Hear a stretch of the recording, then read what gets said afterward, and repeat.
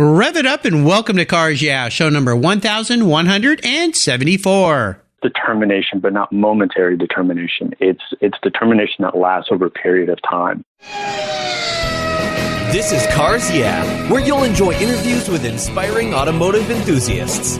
Mark Green is here to provide you with a fuel injection of automotive inspiration. So get in, sit down, buckle up, and get ready for a wild ride here on Cars Yeah.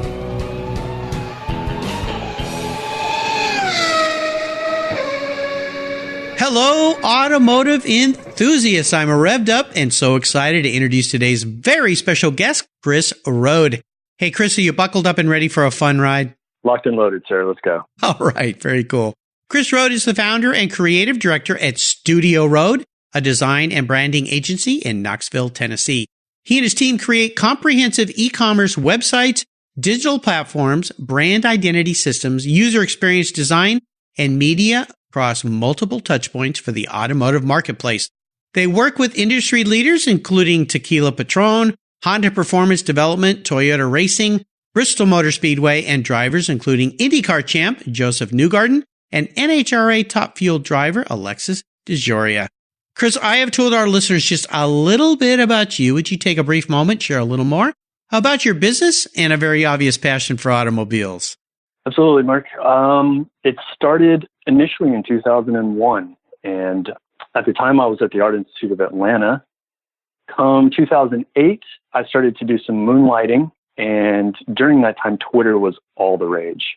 Everybody was on Twitter, so I was able to acquire customers and clients as I was moonlighting. At a certain point during that year, I started to acquire more revenue via Twitter than I was at the job that I was at, the agency job I was at. So it was at that point, I was like, okay, it's either now or never. And I jumped in with both feet, haven't looked back since. You know, it's a cool story. I love these sidepreneur stories where people start something with their weekends, evenings, early mornings, and it becomes a career and a business for them. And it's one of those things where you hear people say, oh, I don't have time to do that. And you know what? You do have a lot of time outside of your normal job. It's how you value and use that time, right? Absolutely. You took the words right out of my mouth. Yeah, absolutely. Well, we're going to learn a lot more about your business, what you're doing now. I'm very excited about this. But first, as we continue on your journey, I always like to ask my guests for a success quote or a mantra. It's a nice way to get the inspirational tires turning here on Cars Yeah. So, Chris, take the wheel. There's a word that I learned from Top Gear a few years back, and it's a Finnish term, and it's pronounced sisu, S-I-S-U. And there's no direct translation for this word into the English language, but a rough translation is perseverance in the face of adversity, or, don't give up, or never lose, refuse to lose. And it's basically just determination, but not momentary determination. It's determination that lasts over a period of time. As an entrepreneur, as a business owner, and to anybody that's really just trying to achieve a greater good or a greater goal, there's always these struggles. You always hit these walls, right? And you start to second guess yourself. So when I learned about this word, the sisu, I kind of took it to heart. It's a little corny, don't get me wrong, but I took it to heart. And anytime I hit any kind of struggle or friction, I kind of remember that word, what it means. It helps me, even ever so slightly, it helps me kind of get a grander scheme and step back and find out what position I'm in so I can make my way through it. And a little caveat to that is that I went as far as to make little rubber bracelets, so those little rubber bands that everybody wears around the wrist. I made some of those with sisu written on them. The one that I'm wearing right now, I haven't taken off it's 5.5 years. Wow. I've never taken it off. Yeah. That is cool. I love that. I love the simplicity of it and the inner meaning. It kind of makes me think of another saying, Kaizen, Japanese saying, kind of sharpening of the saw, that you're constantly improving, never ending, constant improvement, always sharpening your saw to get better and better. But that's a new word for me. That I like that a lot. That is very cool. I'm going to steal that from you and share that with as many people as I can. But I love the idea, and especially being an entrepreneur, gosh, you're just fraught with all sorts of things. And we're going to talk about one of those that you've faced in your career. But first, I want to know a little bit about a story that instigated your personal passion for cars. Is there a pivotal moment in your life when you knew that you were a car guy? I don't think so. I've given this some thought, and I don't think there's one in particular moment, but it was a culmination of many.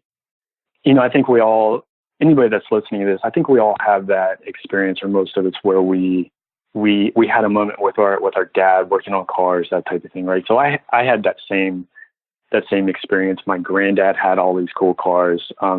He'd always buy the new Corvettes when the Corvettes came out. Cool, granddad. My mom, yeah.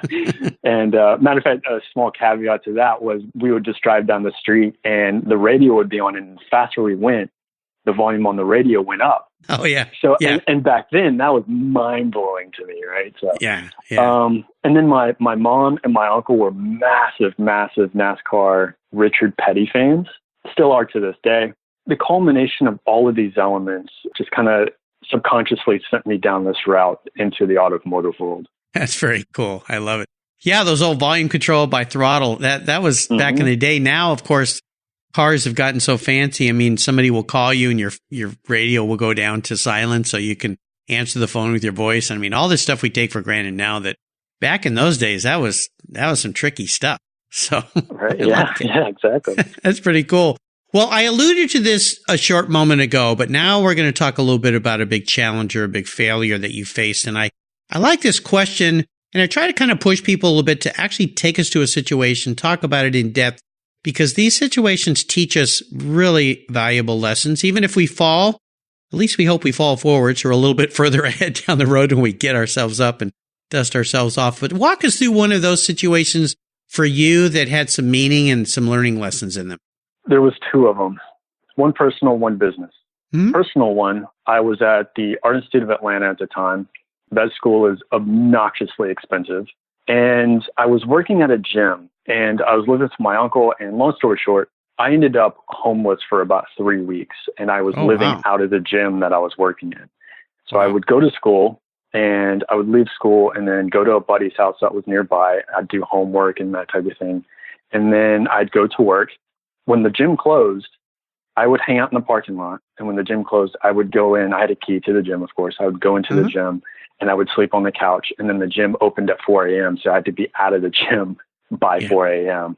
Wow. And that cycled for 3 weeks. And then ultimately, one of my good buddies that I went to school with gave me a couch to crash on.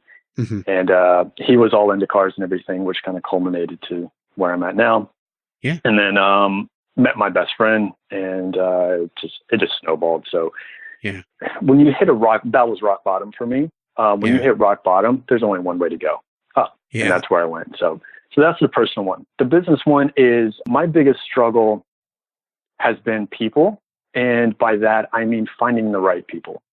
You put out an application or you want people to apply for a job. You'll get hundreds and hundreds of applications, but there's only one or two that are really right for the position. So for the last few years, my biggest struggle has been siphoning through the people that don't quite align with our culture and what we deliver, and finding the right people. And that happened very recently within the last year, where I've got a small team around me that are just phenomenal. And that was the biggest struggle, but it's actually come to fruition now. It's looking pretty good. Well, I'm excited for that. Going back to that first really personal time, I can't imagine tough times. And I know I sent my son through 4 years of a design school, RISD, back in Rhode Island. Awesome school. Obnoxiously expensive school. Terribly expensive. Happy to say it was a great career move for him, because it landed him an awesome job at Google, and he's just doing great. But I had to put myself through college pretty much. I had some help from my folks, but not a whole lot. Now, back then, college was not as expensive, and you're a lot younger than me. So I don't know how young people do it these days. If they have to do it on their own, it's just so hard. But I guess out of that experience, what's the main thing that taught you? Drive, pure, unadulterated drive to scale the proverbial ladder. Just to, one, you kind of go into this feast or famine, but you also go into survival mode. So I was in survival mode, and then from survival mode, at least for me, like there was this weird trigger where it went from survival mode to how far can I take this? Mm-hmm. That's where I'm at. So awesome. Well, kudos to you for getting yourself through that. No doubt, an experience you'll never forget and never go back to. Now, the other part of this challenge was very near to my heart because I ran a business for 20 years. I hired a lot of people. It was something that I really had to get good at because at the early days, I was not good at it, was hiring wrong people. And you find out pretty quick that you made a mistake. And then the other thing you learn is when you try to convert them into what you thought they were, it never seems to work ever. I think I can count one time out of 100 that it did. But what's a good takeaway you can share with somebody that might be faced with that? Because I know a lot of businesses are faced with that. And, right now the job market's very robust. I mean, I can't believe how many companies are looking for employees. I walked into Target 2 weeks ago and they had a big table right at the entrance. We are hiring, work here. I mean, I've never seen that before where there's just like, do you want a job? Anybody, please. We need to hire people. Yeah. What's maybe a takeaway or two of how do you siphon through all those people that want to work with you so you know that who you're hiring is the right fit, not only from a skill standpoint, but as you said, a cultural standpoint? Right. So they may have the hard skills. They may have the design skills or marketing skills or whatever. If they get past that first ring of fire, what we ultimately end up looking for, and what I would suggest to anybody that's hiring, that's listening to this, who is more than likely in the automotive world as well, is they still need to have at least some kind of passion to the automotive world, some kind of connection. And the reason that's important for us is because the people that we work with on a day-to-day basis, the passion in that automotive space is so entrenched that if somebody from the outside of the automotive space tries to work inside it, there's a disconnect between what their customers, our clients' customers expect and what's delivered. And because of that disconnect, it's just a matter of time before it falls apart. So there has to be an emotional connection there. Oh, yeah. Boy, you're hitting some notes in my history now that I'm with.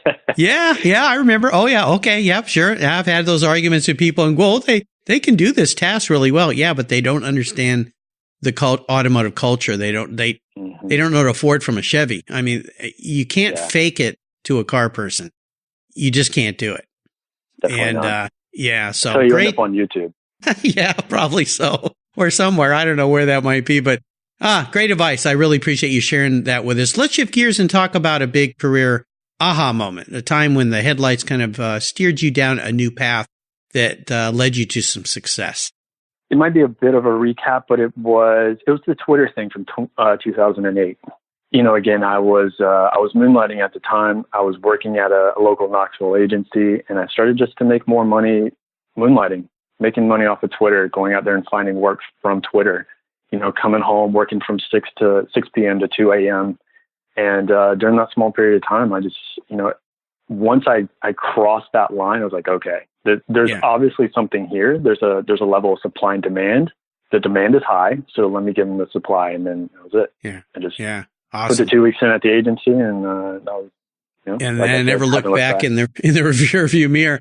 Again, and it touches on something that I try to tell people who say they want to start their own business, but they haven't created what I call a runway. They haven't saved enough money to go 6 months, a year without any pay until they build that business, which it can take that long. Sometimes it takes longer.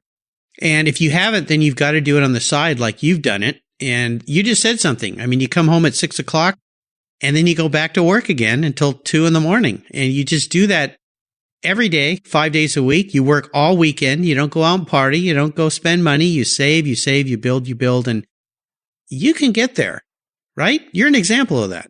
Oh yeah. Absolutely. Yeah. You mentioned it earlier. It's not having the time, it's utilizing the time you do have to your benefit. We all have the same 24 hours. So how is your 24 hours any different than a billionaire's or compared to somebody that's bagging groceries? Like, it's all the same amount of time. It's just how you use it. Right. Exactly. Yeah. Maybe just that billionaire has a few more resources to hire some more people around him, but that's part of the, there was a point he didn't have $1 billion. So, there's a way to get there. Definitely. Yeah. Very cool. Well, let's have a little bit of fun and talk about your first really special car, vehicle, truck, motorcycle, whatever it might be, and maybe share a memory you have about that ride that you finally got. I've had a lot of cars. Most of them are crap. But, okay. As long as you're being honest. To be honest, most of them are crap.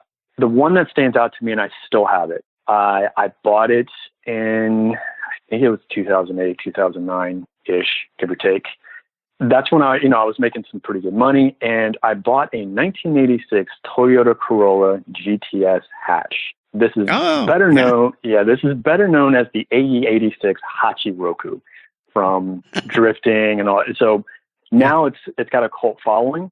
Back then, not so much, but that being in a position to be able to buy that car was pivotal for me. It wasn't just I need to buy a track car or a weekend warrior. Like, this is a straight track car. It can sit in my garage for as long as I want it to sit in the garage, and I've got another car to get me to and from A to B. Having the ability and the resources to buy that car was pivotal for me. Yeah, those are cool. I remember those. My first new car was a 79 Scirocco, hatchback design, Giusario design, the first generation of the Scirocco. The second gen, I didn't like those cars. They were a little too heavy. They got a little bloated. A very similar kind of car in a way, although the Scirocco was a little more sharp edge in a way than that car you had. But I like those. Those are really cool. How about a car you've owned and let go that you have some seller's remorse about? Is there one of those in your life? No, not yet. No, no, not yet. Lucky you. No, yeah. Most of my cars haven't been that good. I've had high expectations for cars. One in particular was a 2006 Subaru Outback Turbo, the XT version. The car was quick. It sounded good, had all-wheel drive. We have snow here in Knoxville, so that was beneficial. But that car was just a colossal piece of crap. I hated it. Oh, well, that's frustrating for sure.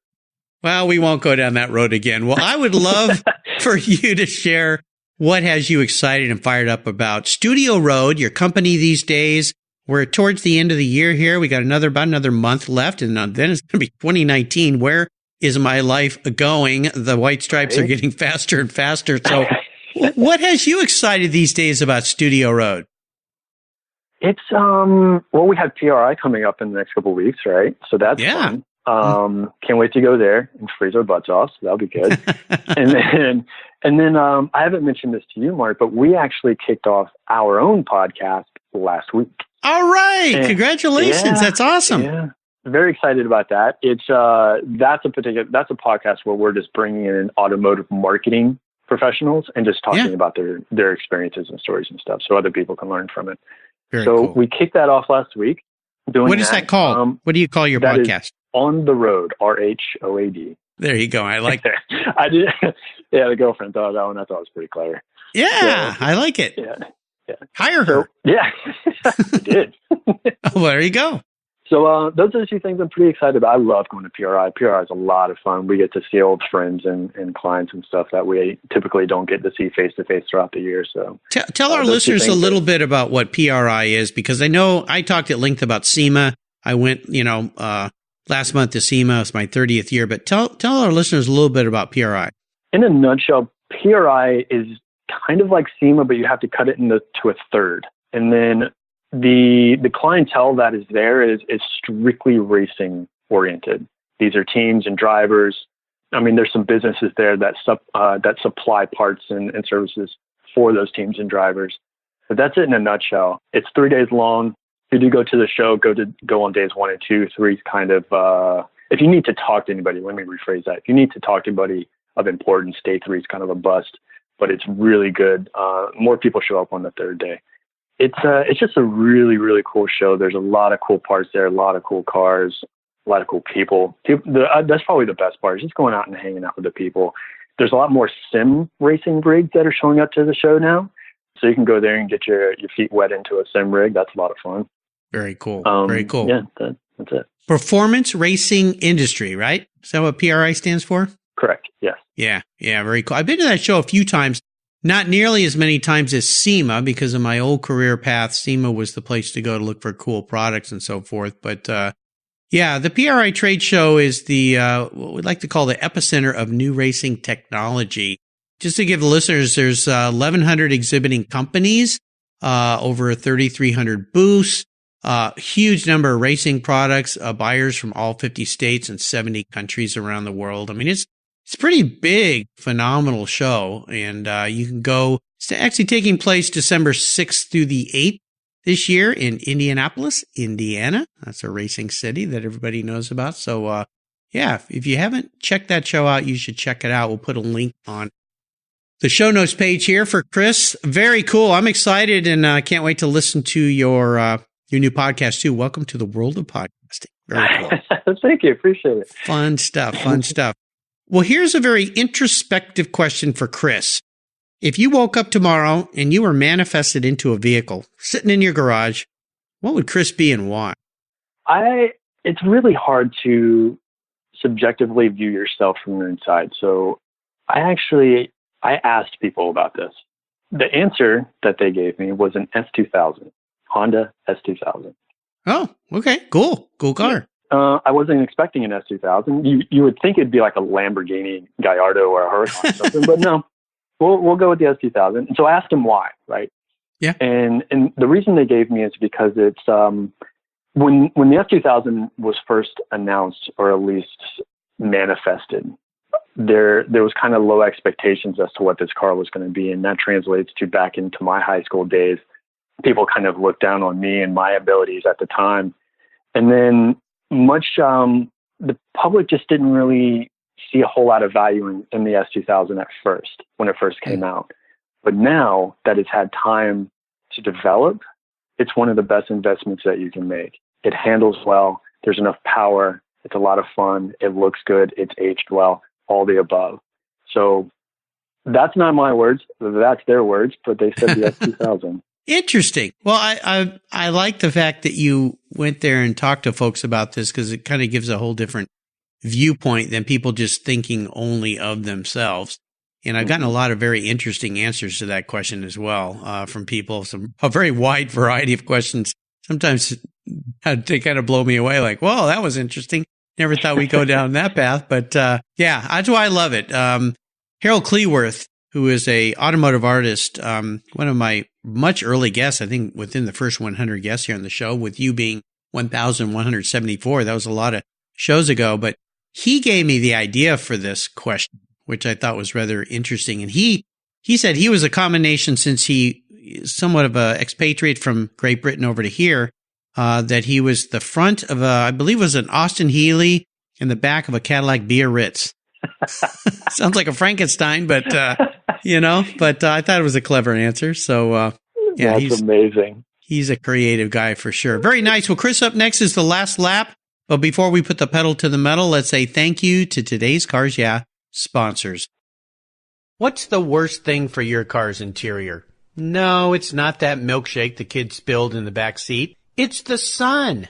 Harmful UV rays cook your automobile's interior hour after hour when it's parked outside, even on a cloudy day. What's the solution? Covercraft sunscreens.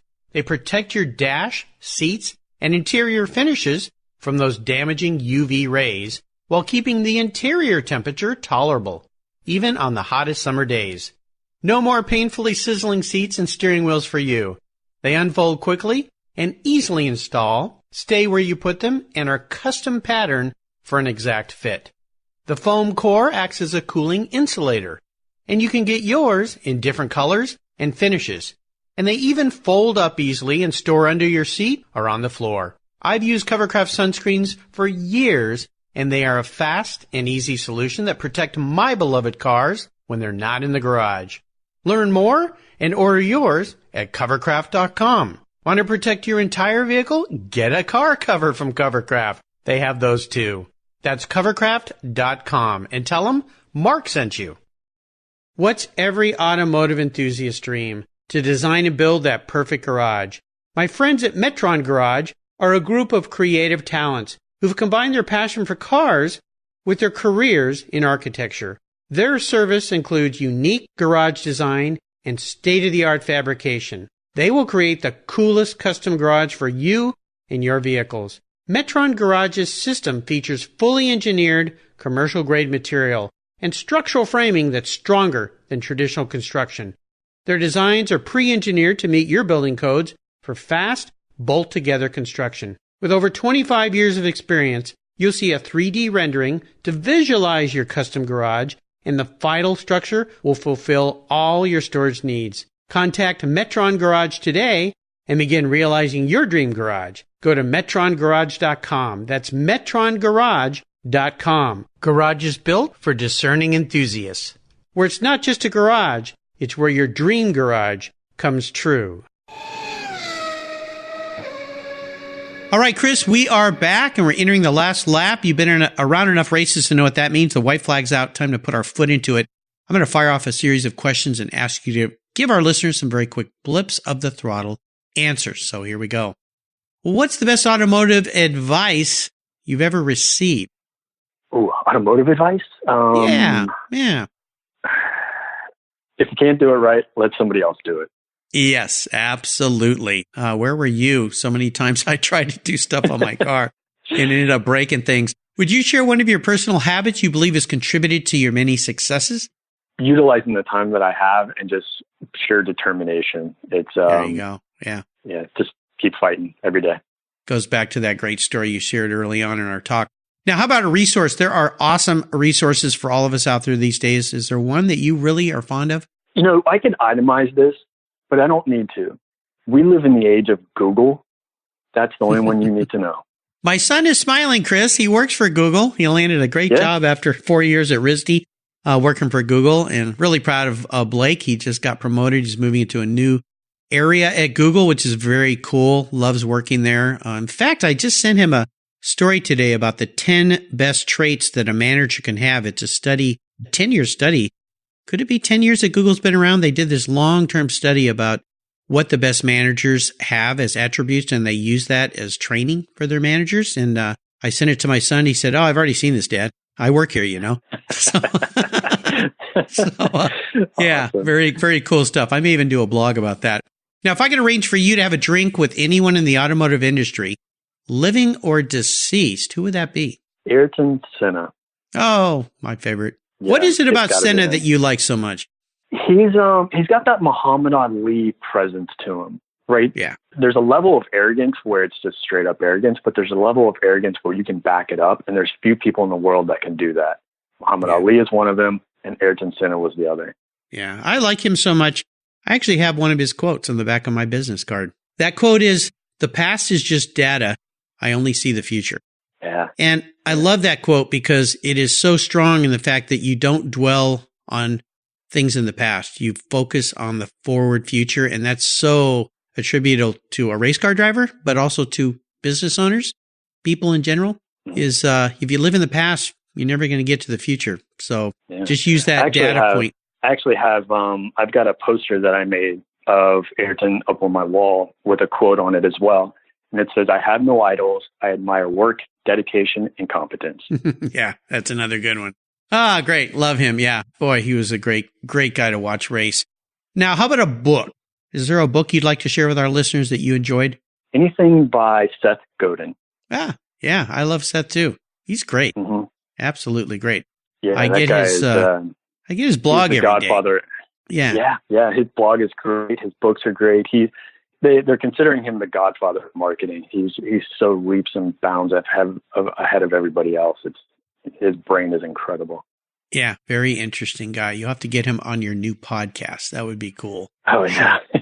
Well, I'll remind our listeners, you can find links to all these great resources Chris has shared with us today on his Cars Yeah website. Just go to carsyeah.com, type in Chris Rhoad, R-H-O-A-D. Do not put an S on the end or he'll be very angry. It's just Rhoad, singular Rhoad.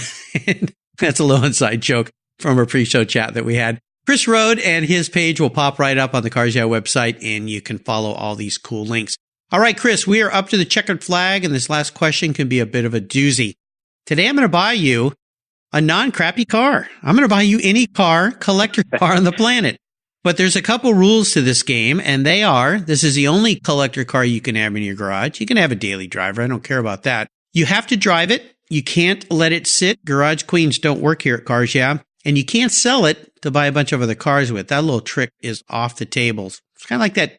They say if you could have one wish from a genie, yeah, I wish for 1,000 more wishes. Nah, I'm not going to let you do that. So what kind of car can I buy you today? It's going to be my best friend's 1976 Datsun 620 pickup truck. What? The reason for that, yeah, I know, right? Yeah, like who would think of that? Here's why. He spent 2 years in his garage. And by the way, he's not a mechanic. He's just a guy that knows how to do math. He spent 2 years in his garage taking this bare bones 620, stripped it down to the frame, and put a 450 horsepower SR20 DET motor in it with Nissan S13 front and rear subframes. Yeah. Uh-huh. And just completely built this car into what could be considered an updated version of a rat rod, at least in the Japanese sense. There is only one of these on the planet, and he has it. I want it. And you want it. Well, there's an old saying, everything is for sale for a price. I have a feeling when I call your buddy, if he listens to the show before I call him, I think this is going to get expensive. So don't tell him. I'm going to call him before the show airs so he doesn't know what I'm up to. Otherwise, he's going to go, oh, really, Mark? I've heard you bought people Ferrari GTOs and Lamborghini Miras and all sorts of cool stuff. But, man, you threw me, this question sometimes makes me, well, most of the time makes me smile. Sometimes it makes me grimace to think of what I've got to spend. But this is an interesting one. This has got to be one of the most interesting answers to that question ever. So, well, for what he's going to charge me, I'm sure you can go build a few more. So yeah, probably. It'd probably be cheaper if I had my good buddy Louis Shevchik or Butch Dennison build you one instead of trying to take it off your friend's hands. And then you can just show up. But all right, I'll give him a call and see what we can do. I thought you were going to be a cheap date for a minute there, but nope, not at all. Not at all. So, wow. Well, Chris, you've taken me on a fun ride today. Really enjoyed getting to know you better. I want to thank you for sharing your automotive journey with the Cars Yeah listeners. Could you offer us a little parting piece of wisdom or guidance before you rip off into the sunset in your good friend's 1976 Datsun 620 pickup truck? Definitely. And thank you, Mark. It's been an absolute pleasure. Oh, it's been great. I have to assume that most of the people that listen to this are in the automotive world. And since we deal a lot with the brands that are within that world, something that we've noticed is that there's an old adage that says making sales will make you rich, but creating a brand makes you wealthy. And to that point, I think a lot of us that are in this world need to focus a little bit more on brand, more so than just kind of strip mining our customers to make the sale, to make those endpoints at the end of the quarter.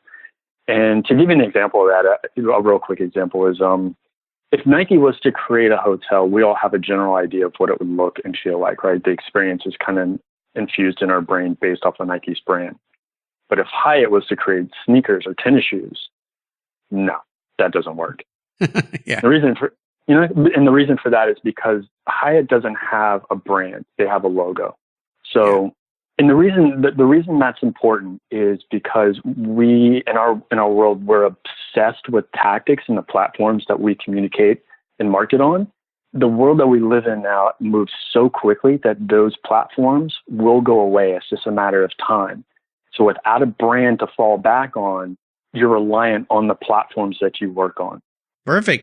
What's the best way for our listeners to learn more about you, your business, Studio Rhoad?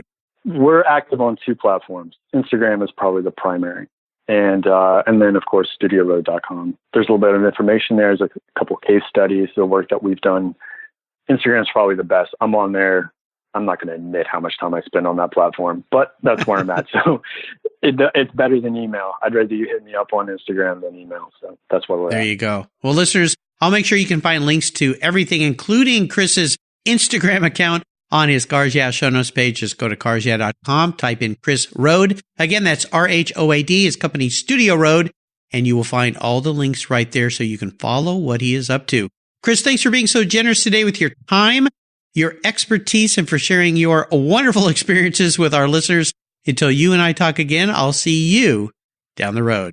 Thank you, Mark. I appreciate your time, man. It's been an absolute honor. We'll see you soon. It's been great fun. Thank you. You take care of your cars, but who takes care of your investments? Tune-ups aren't just for engines. Updating your financial plan is important too. Your GPS may take you from A to B, but it won't help you on the road to financial freedom. For that, you need a good co-pilot and a very trusted advisor. Chris Kimball, CFP, is just the man for the job. He'll guide you down that road without driving you crazy. For over 25 years, Chris has helped people just like you and me with their financial planning and investments. With a master's degree in financial services, he is eminently qualified, and he's a car guy too. Learn more at chrisvkimball.com or call 866-ON-A-PLAN. Securities through Money Concepts Capital Corp. Member FINRA SIPC. CK Financial Services is not affiliated with Money Concepts Capital Corp. Thank you so much for joining us on today's ride here at Cars Yeah. Drive on over to carsyeah.com to find show notes and inspiring automotive fun. Download your free copy of Filler Up, a fun book filled with gorgeous photographs of fuel filler fun, including quotes from more inspiring automotive enthusiasts. Download your copy today, and we'll see you next time on Cars Yeah.